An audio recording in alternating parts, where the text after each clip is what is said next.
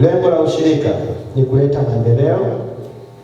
Hivyo sisi viongozi tunaosimamia ushirika katika serikali ya awamu ya sita Dr. Samia Suluhu Hassan tujitahidi kufanya kazi na kila tunachokiweza kufanya ushirika ukue na uimarike zaidi, maana tumepewa dhamana ya kuhudumia wananchi, hasa wana ushirika.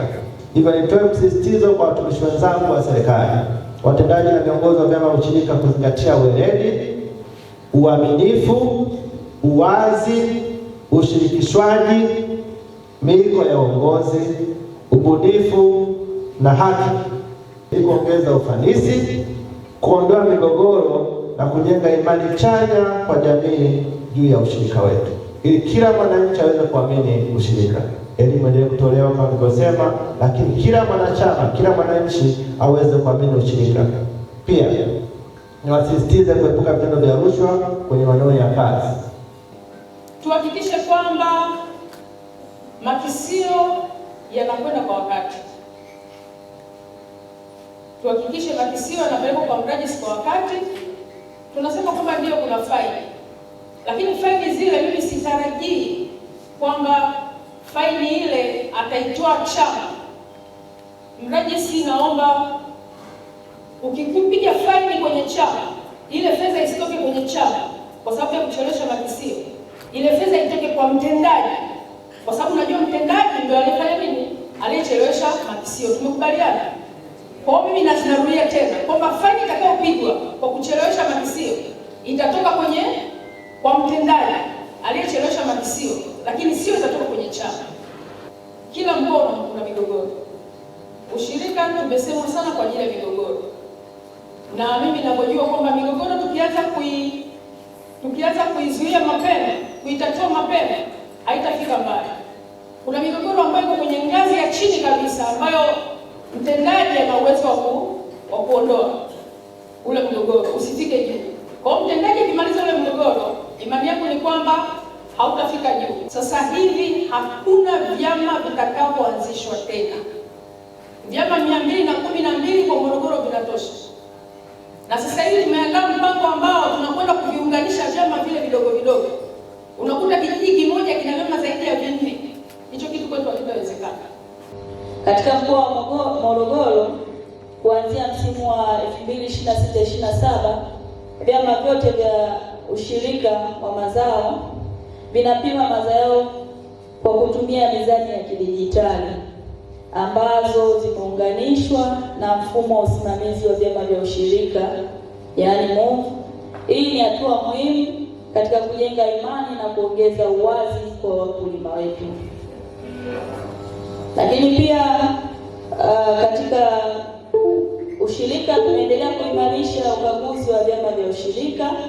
Ofisi ya mrajisi msaidizi inaendelea kuimarisha usimamizi na ukaguzi kwenye vyama vya ushirika kwa kushirikiana na shirika la ukaguzi COASCO, maafisa wa ushirika, viongozi na watendaji wa vyama vya ushirika, ili kupunguza hati chafu kwenye vyama vya ushirika au kuziondoa kabisa.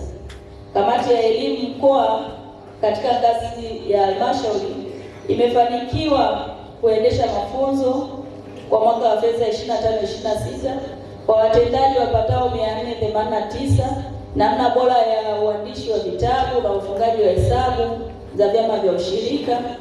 Aidha, elimu imeendelea kutolewa kwa watendaji wa vyama vya ushirika namna sahihi ya kujibu hoja za ukaguzi ambazo zimekuwa zikijitokeza mara kwa mara. Lakini pia kumekuwa na kuimarisha mifumo ya ushirika katika uuzaji wa mazao. Mheshimiwa mgeni rasmi, katika mkoa wetu wa Morogoro, mazao yote makuu ya biashara yameendelea kuuzwa kupitia vyama vya ushirika kwa mfumo wa stakabadhi za mazao ghalani, na kwa msimu uliopita 2025-26 jumla ya mazao manne ambayo ni ufuta, mbaazi, kakao na korosho yaliuzwa kupitia vyama vya ushirika katika mfumo wa stakabadhi mazao ghalani. Wanaushirika tumekuwa tukikabiliana na changamoto mbalimbali ambazo huathiri ufanisi wa vyama vya ushirika, lakini pia shughuli wanazozifanya wanachama. Baadhi ya changamoto hizo ni kama ifuatavyo. kodi. Kumekuwa na utaratibu usioridhisha ambao umekuwa ukitumika na Mamlaka ya Mapato Tanzania katika kufuatilia na kukusanya kodi kwenye vyama vya ushirika, hasa katika vyama vya akiba na mikopo. Wakulima kuhitajika kuwa na EFD risiti, hasa kwenye mazao ya miwa kwa wakulima wenye mauzo yanayozidi zaidi ya shilingi milioni 11 kwa mwaka. Migogoro ya wafugaji na wakulima. Ndugu mgeni rasmi, migogoro ya wafugaji na wakulima kwa wanaoshirika wanaojihusisha na kilimo imesababisha kupata hasara na kupunguza uzalishaji mali. Migogoro hiyo ipo hususani kwenye maeneo yanayolima mpunga, miwa, bonde la Mbigili na Mtibwa na mazao mengine, ambapo wakulima wamekata tamaa ya kujihusisha na kilimo biashara. Soko la uhakika. Ndugu mgeni rasmi, wanaoshirika mkoa wa Morogoro, hasa wakulima, tunakumbana na changamoto kubwa ya kukosekana kwa soko la uhakika kwa mazao yetu, hasa yale ambayo hayapo kwenye mfumo rasmi, yaani mpunga, mahindi, mboga